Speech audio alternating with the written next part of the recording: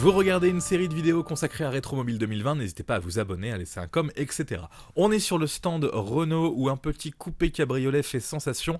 C'est cette Renault Floride de couleur blanche équipée d'un pavillon amovible, comme dit Renault à l'époque. C'est un hardtop tout simplement.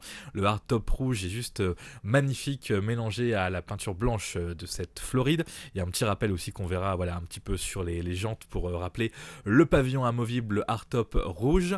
C'est un projet qui est né sous le nom de Dauphine GT, ils l'appelleront finalement Floride pour faire un petit clin d'œil à ces lignes plutôt américaines, même si elles sont le fruit de stylistes italiens, Gia et Frua. Je connais le premier par rapport aux finitions des Ford Gia, mais pas forcément le deuxième. En tout cas, elle a un design magnifique. C'était donc de très bons designers.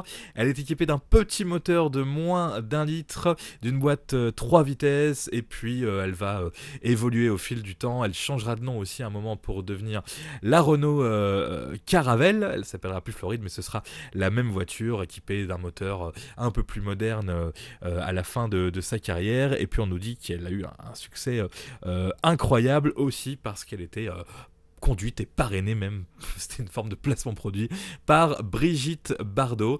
Donc petite voiture raisonnable finalement, très très belle, petit côté américain, mais ça reste une petite voiture française, pas compliquée à entretenir, j'imagine, au niveau motorisation. Et vraiment, lors de ce salon, elle faisait plutôt sensation, cette magnifique Renault Floride. Qu'est-ce qu'on peut dire de plus? Qu'est-ce que nous dit Renault?